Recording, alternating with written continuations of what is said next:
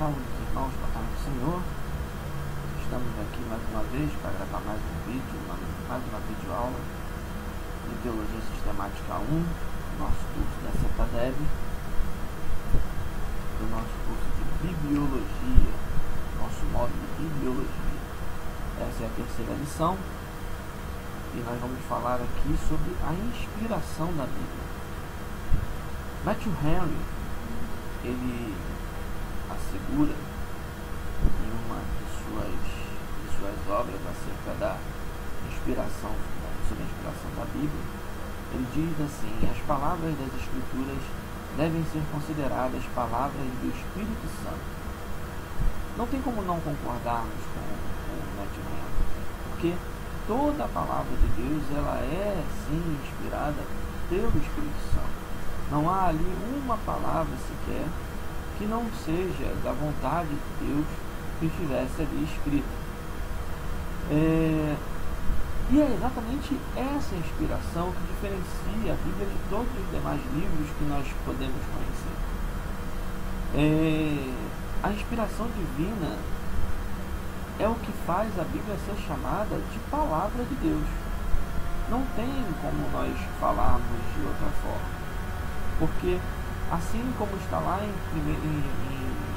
na segunda carta a Timóteo, no capítulo 3, verso 16, diz que toda a palavra é divinamente inspirada. E isso é uma verdade. Então, nós vamos falar hoje acerca da inspiração da Bíblia, a inspiração bíblica, que, como nós estamos dizendo, ela se diferencia de todas as outras obras literárias no tocante da sua inspiração. Então nós vamos falar hoje acerca da inspiração bíblica. O que é a inspiração da Bíblia? No texto de 2 Timóteo, capítulo 3, 16, Paulo usa um termo que ele é fundamental para o nosso entendimento. Esse termo é um termo grego que se chama telpneustos. Telpneustos é a aglutinação de duas palavras gregas. Tel significa Deus e pneustos, que significa sopro. Então, telpneustos significa literalmente aquilo que é dado pelo sopro de Deus, ou soprado por Deus. Esta palavra só aparece em 2 Timóteo capítulo 3,16 e fala diretamente da influência especial do Espírito Santo nas vidas dos homens santos, que os qualificou, os capacitou para fazerem um registro detalhado da verdade divina sobre a vontade de Deus para os homens. A definição teológica para inspiração, nós podemos encontrar uma boa definição no Dicionário Teológico de Cláudio Honor de Andrade, que diz assim: ação sobrenatural do Espírito Santo sobre os escritores sagrados, que os levou a produzir de maneira inerrante, infalível, única e sobrenatural a palavra de Deus. A palavra inspiração no português ela deriva da palavra inspirare, que vem do latim, que significa introduzir ar nos pulmões. E esse sentido de inspirar ar nos pulmões, ela é plena para o entendimento do que é a inspiração da palavra de Deus. Pois o que é inspirar? É você trazer o ar de fora para dentro dos pulmões, ou seja, introduzir o ar nos pulmões. E o que aconteceu na inspiração divina foi exatamente isso. O Espírito Santo de Deus soprou dentro do homem aquilo que o homem deveria falar. Então, o entendimento ele é pleno em cima dessas duas palavras, tanto telpneustos, que é usado por Paulo em 2 Timóteo, que significa soprado por Deus, e inspirare, do latim, que significa introduzir ar nos pulmões, ou seja, é algo que vem de fora para dentro. Ou seja, em nenhum momento a Bíblia foi feita com algo que tenha vindo do homem de dentro para fora, mas sim de Deus para dentro do homem. Tendo esse entendimento, nós podemos então definir que a inspiração da palavra de Deus, ela é de duas formas, ela se dá de duas formas. Ela se dá pela observação do prisma plenário e pela inspiração verbal, tá? A inspiração plenária quer dizer que toda a palavra de Deus, de Gênesis a Apocalipse, ela é completamente inspirada por Deus. Não tem uma vírgula, não tem um tio, não tem uma mudança de parágrafo que não seja inspirado por Deus. E a inspiração verbal quer dizer que o Espírito Santo guiou os autores não somente quanto às ideias, mas também com relação a cada palavra que os homens iriam colocar ali na palavra de Deus. Isso não quer dizer, nós vamos falar isso mais à frente, que o homem fez sem nenhum entendimento. Não, isso a gente vai falar mais à frente. Mas todas as palavras foram utilizadas de acordo com a vontade de Deus.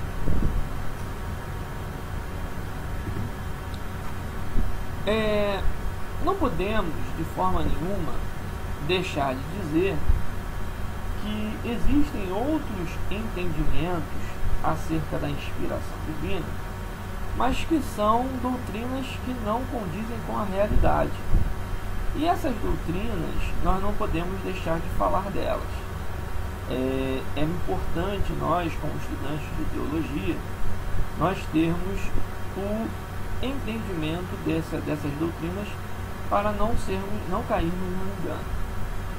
A primeira teoria que nós podemos destacar de doutrinas erradas, existem mais do que essa, mas essas aqui são as principais.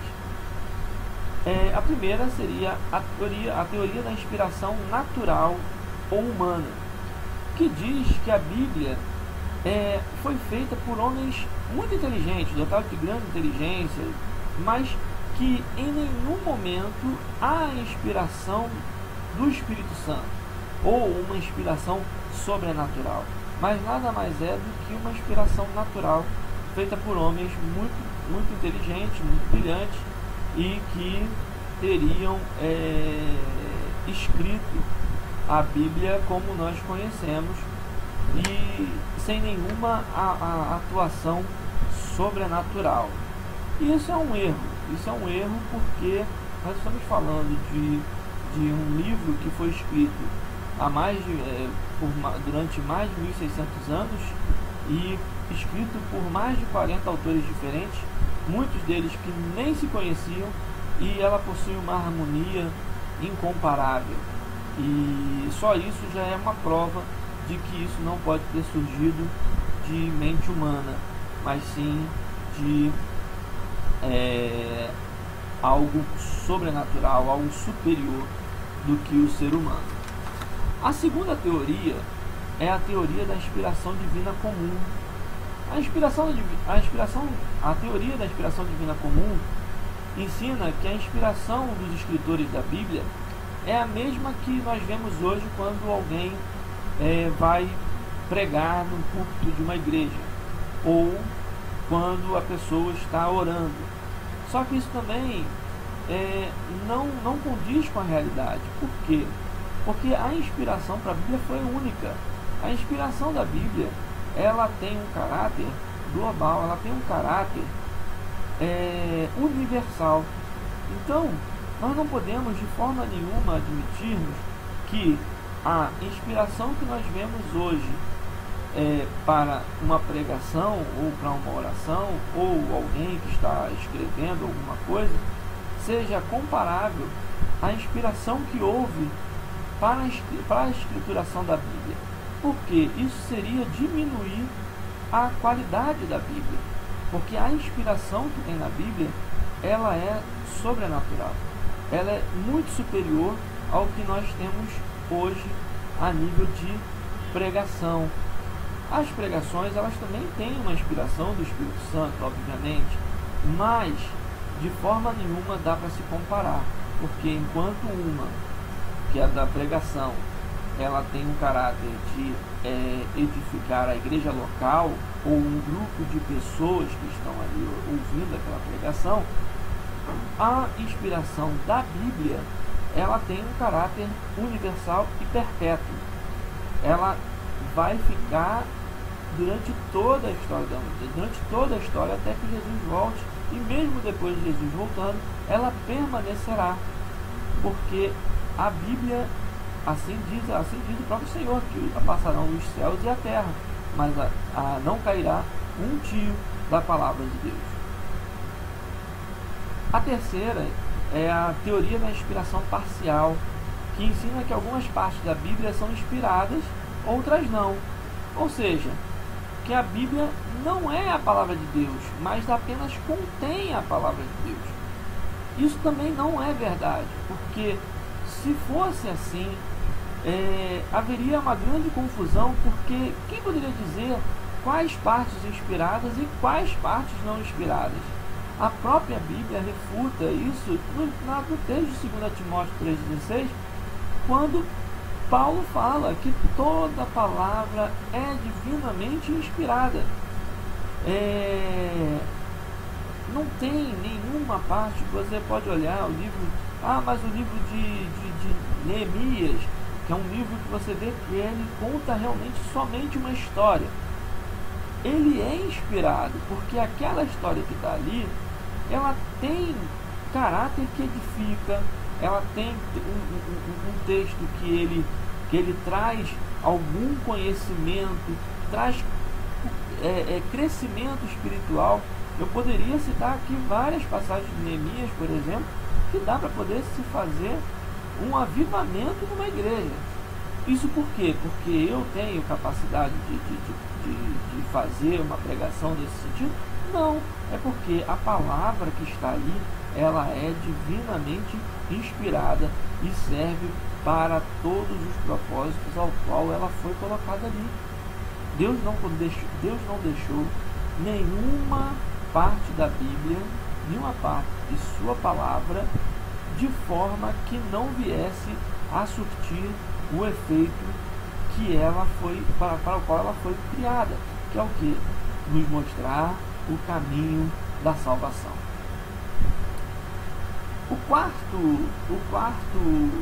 A quarta teoria errada sobre a escrituração da Bíblia, sobre a inspiração da Bíblia, é a teoria do ditado verbal. Ela diz que a inspiração da Bíblia é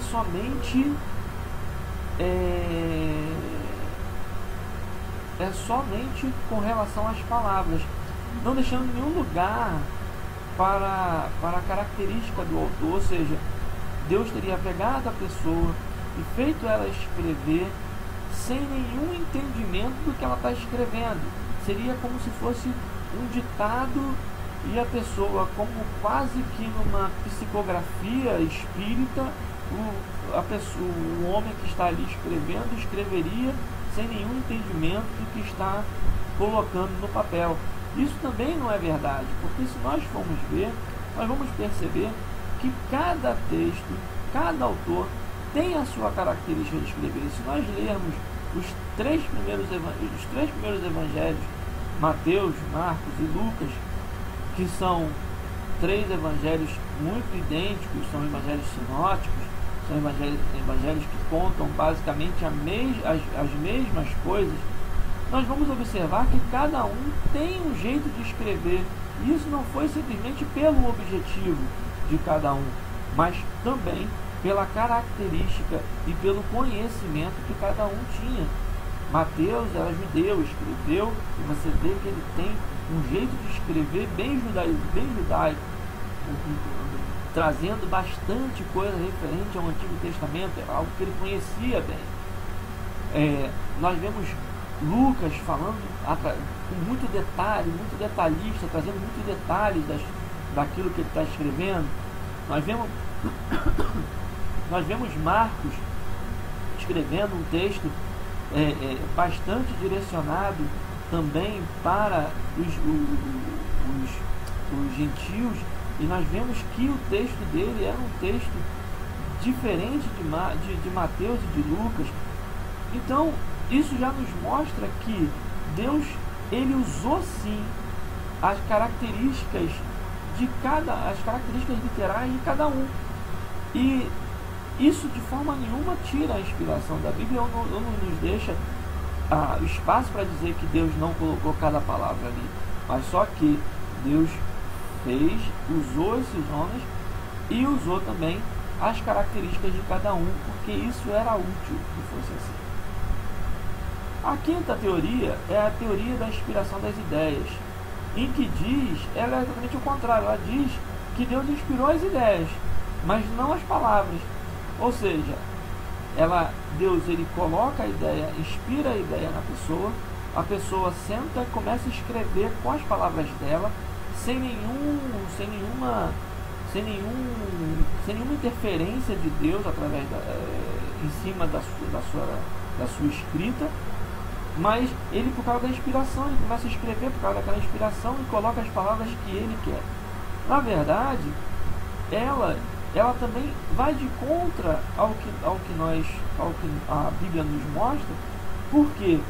Porque ao mesmo tempo que a primeira teoria, a teoria do ditado verbal, ela tira a ação do homem, na inspiração das ideias, ela tira a atuação do Espírito Santo, ou melhor, diminui a importância da inspiração do Espírito Santo na escritura da Bíblia, na escrituração da Bíblia.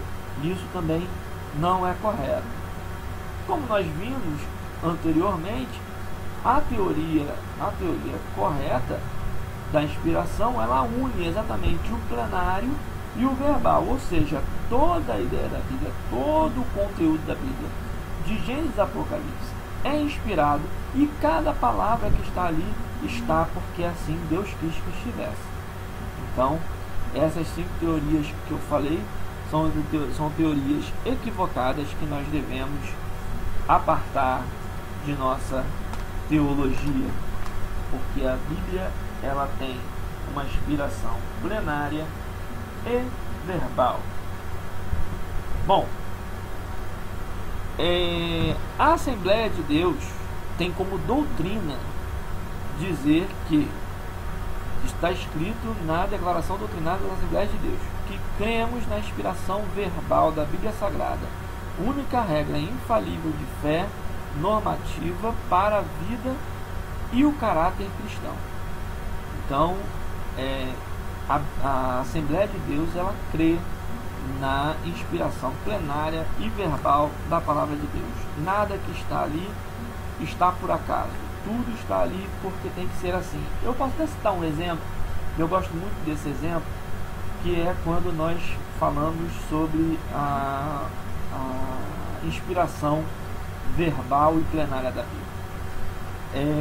Quando nós vemos Gênesis 1, a palavra de Deus diz lá, Gênesis 1, verso 1: no princípio criou Deus os céus e a terra.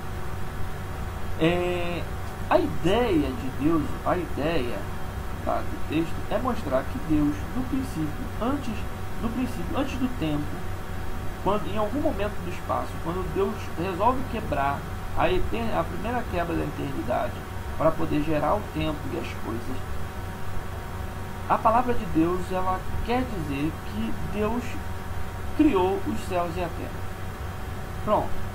Se o homem tivesse sido inspirado somente pela ideia, poderia acontecer de ter saído errado a ideia e sair escrito assim, no princípio criou Deus a terra e os céus.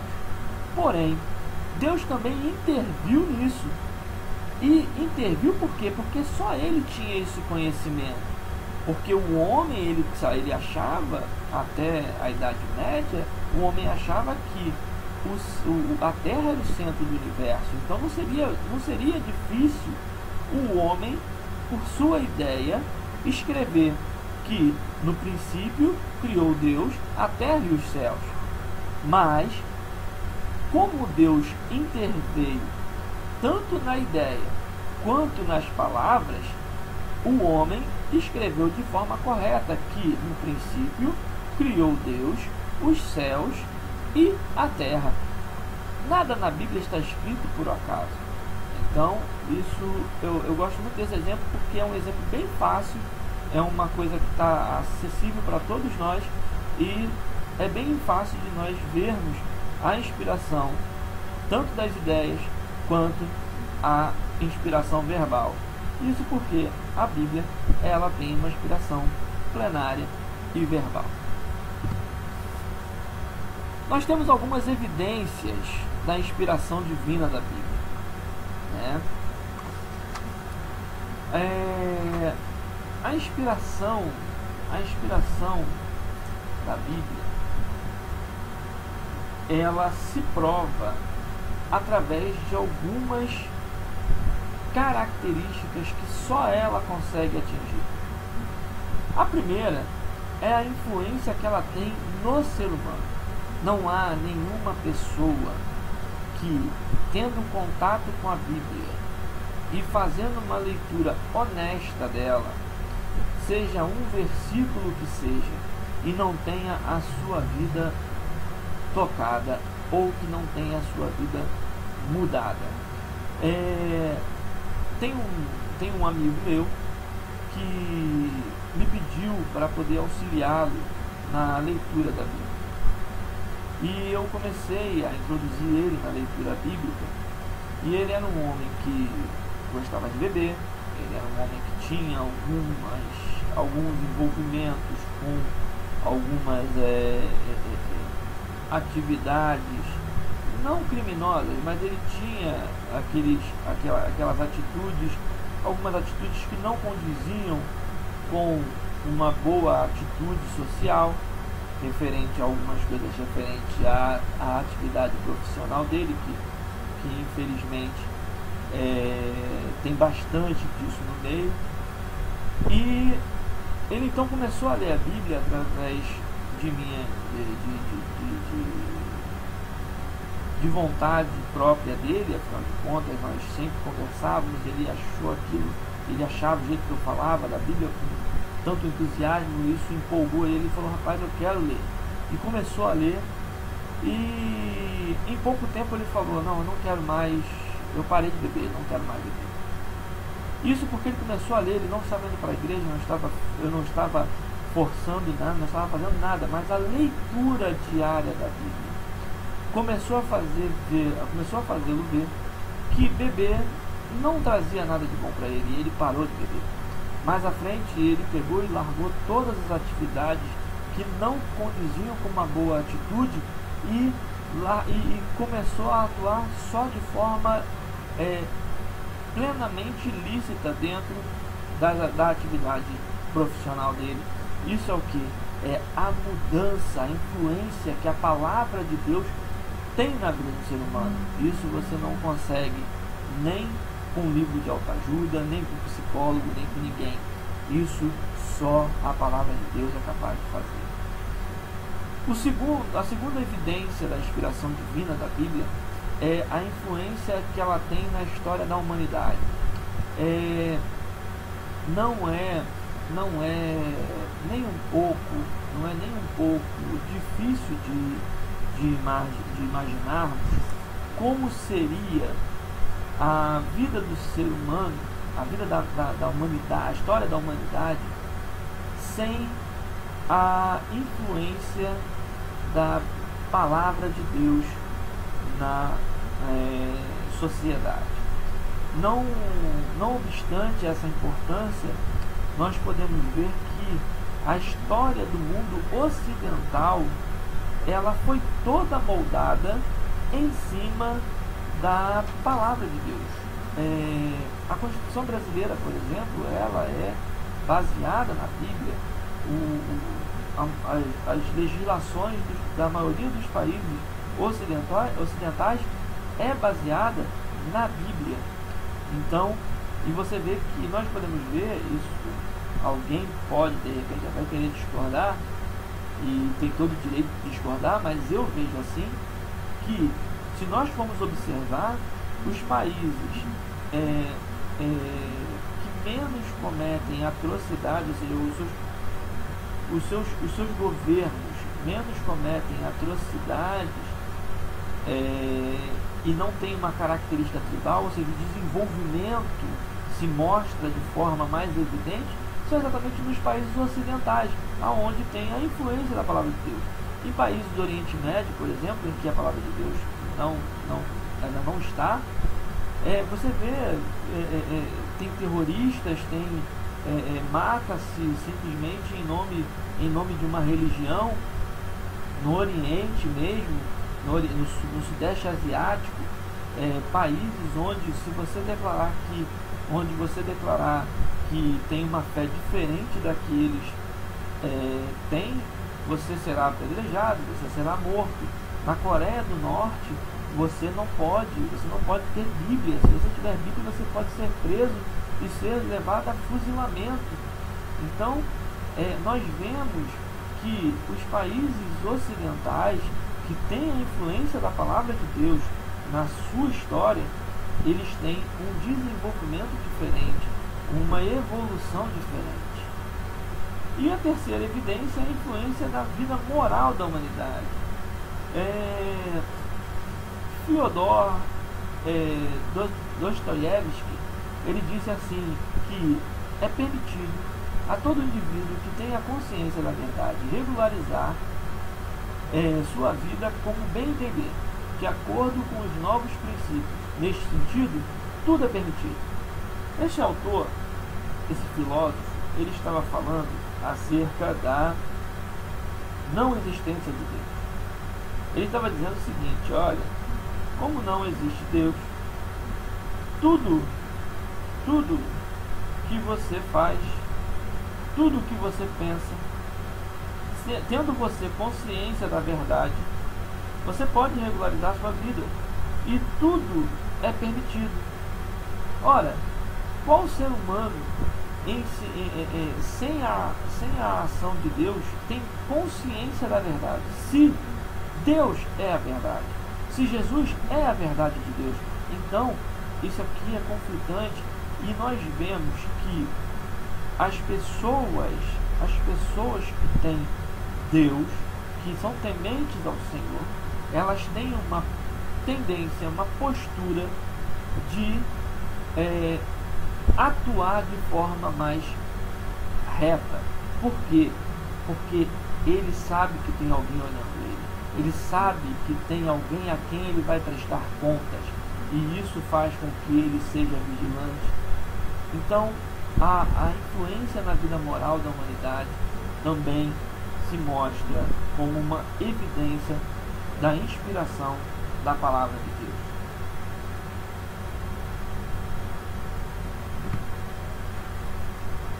Bom, se ela é a palavra de Deus inspirada tanto plenária como verbalmente, nós podemos então assegurar que a Bíblia ela é inerrante.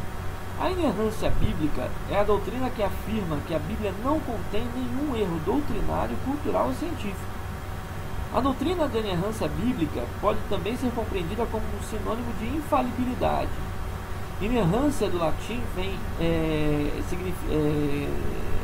inerrantia, que significa a qualidade daquilo que não tem erro, infalível. E esse se tornou o grande debate do século XX. Antes não se tinha a menor vontade de nenhum teólogo ousava debater a inerrância da Bíblia.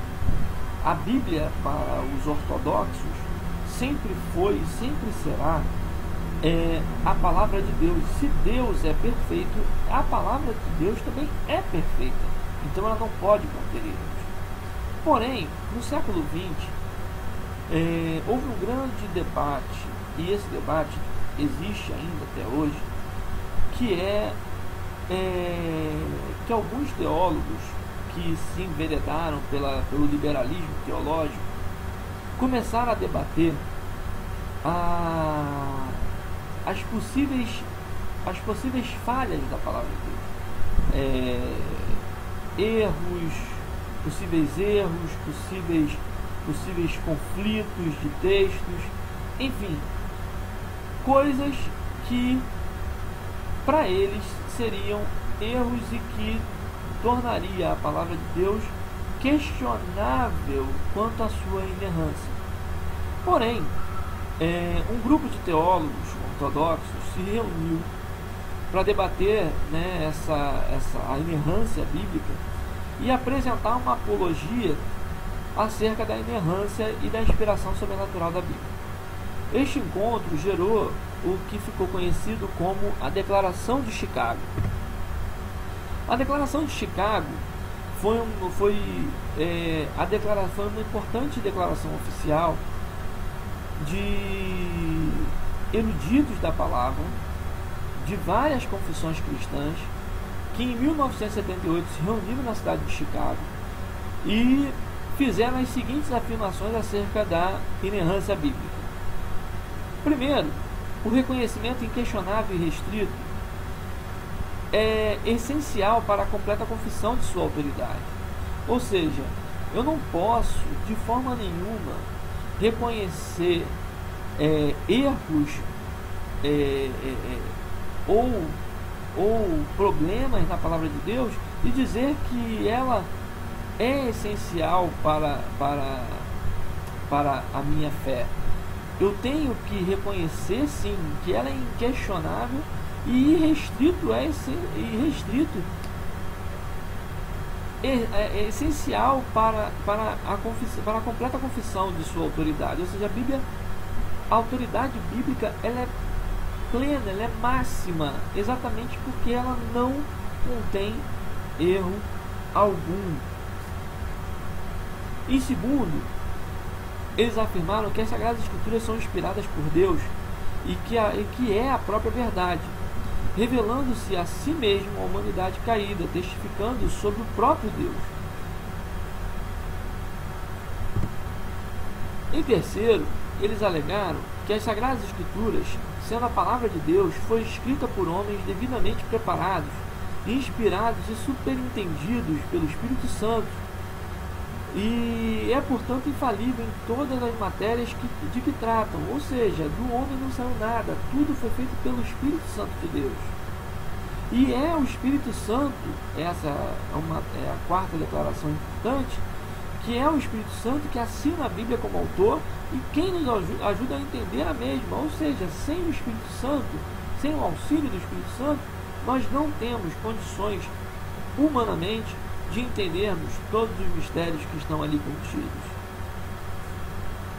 E quinto, por ter sido dada plenariamente pelo próprio Deus, a Bíblia está isenta de qualquer erro e nem se acham equívocos em nenhum de seus ensinos ou declarações históricas, filosóficas, científicas e principalmente referente à soterologia.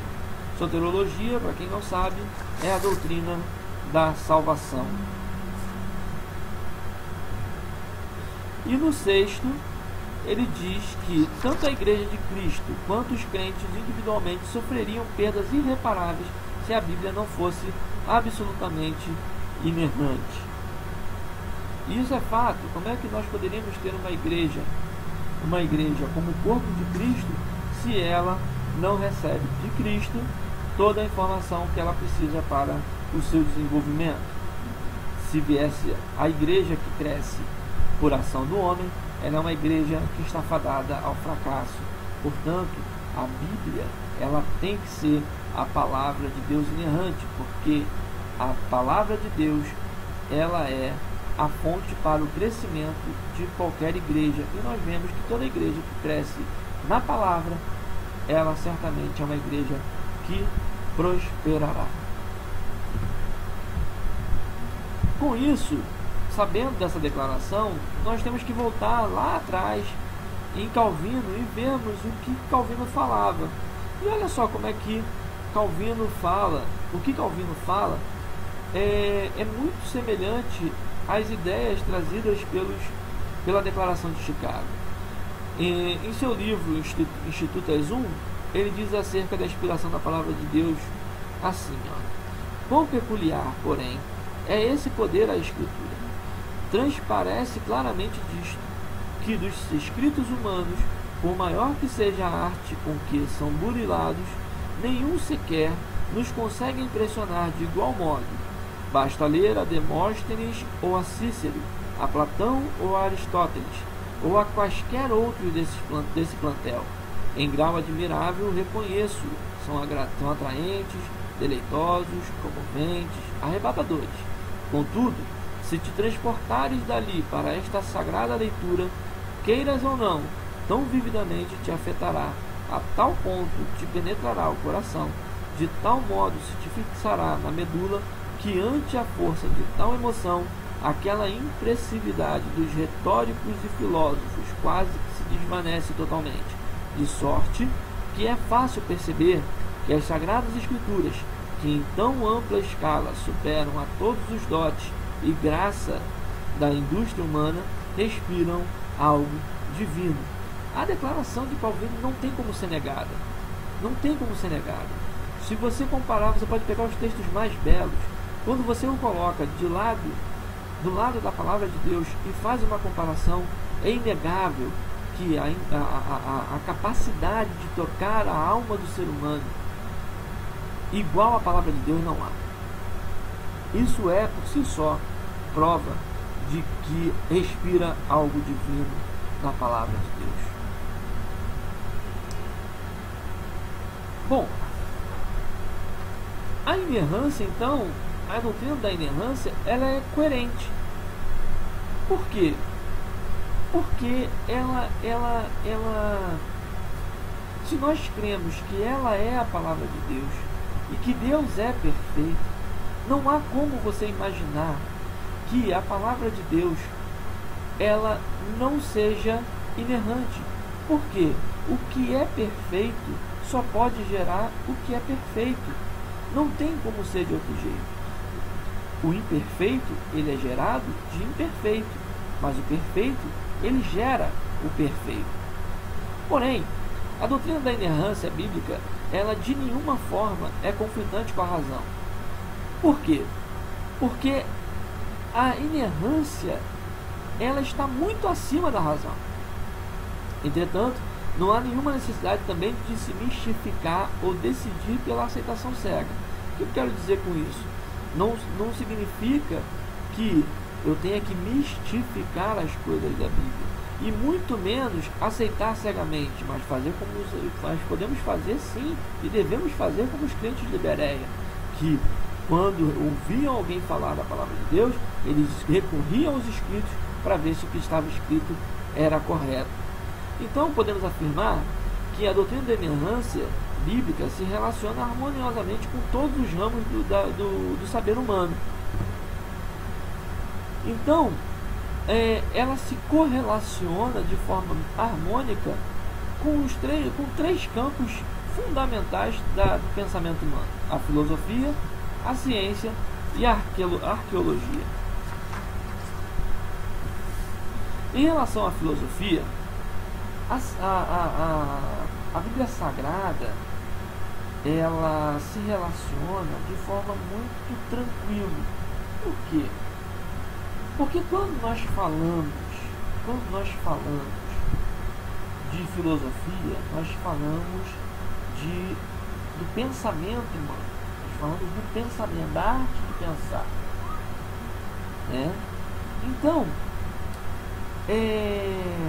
a nossa lição, ele faz uma abordagem que eu acho muito interessante, que vale a pena nós ler. Veja bem, ele diz assim, a Bíblia Sagrada, como a inspirada e inerrante palavra de Deus, está na página 60. Não vai de encontro à verdadeira filosofia. Acha-se, porém, infinitamente acima desta. Se a segunda limita-se a levantar os problemas da vida, a primeira é a sua solução.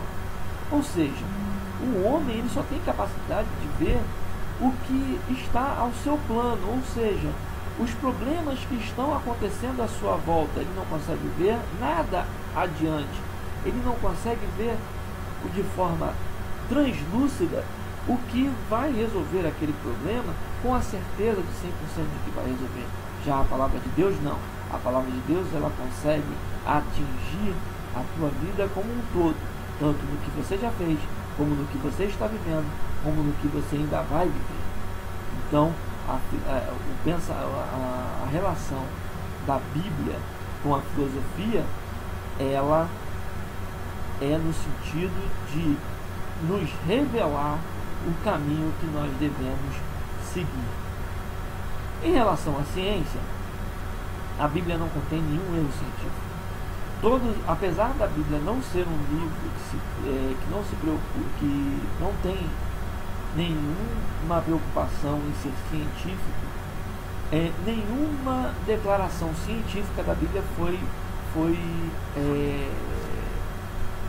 derrubado pela ciência. A Bíblia diz que a Terra é redonda. Isaías 41 fala lá que Deus está sentado no círculo da Terra. A Bíblia fala que o homem foi criado do pó da terra. E a ciência, ela comprovou depois de tempos que a Terra era redonda e que o que compõe o RNA e as proteínas, fazendo-as ser ligadas no nosso DNA, é argila. Isso são coisas que a Bíblia nos mostra claramente que as suas verdades foram reveladas por quem sabia do que estava falando e não por alguém que supunha o que estava falando. Então, nenhuma verdade científica contida na Bíblia foi contrariada pela ciência. E em relação à arqueologia, a arqueologia, na verdade, é uma parceira da teologia. Tem algumas coisas que nós temos certeza que nós nunca iremos achar, como por exemplo a Arca da Aliança. Nós cremos que nunca vai ser achada a Arca da Aliança, porque nós sabemos que se hoje existem pessoas que adoram a réplica da Arca da Aliança, imagina se a arca fosse achada. Então Deus ele preferiu guardar para si, e na Bíblia fica muito aparente isso, porque a Bíblia, ela fala da Arca da Aliança, vem falando da Arca da Aliança, e de repente, num determinado momento, ela simplesmente não se fala mais em Arca da Aliança. Isso fica bem interessante, porque nós vemos que quando você está fazendo a leitura bíblica, você mal percebe que não se fala mais na Arca da Aliança. Só quando você chega lá na frente, você vai falar: ih, cadê a Arca? Não se fala mais em Arca da Aliança. Por quê? Porque Deus tinha esse interesse. Mas a arqueologia vem comprovando há muito tempo todas as verdades bíblicas que foram contadas, inclusive comprovando os seus personagens. E então podemos dizer que a arqueologia, sem dúvida nenhuma, é a maior parceira da teologia em todos os momentos, né? Ela trabalha e para achar coisas que montem a antiguidade, e nesse montar a antiguidade eles sempre acabam por comprovar que os textos bíblicos estão plenamente corretos.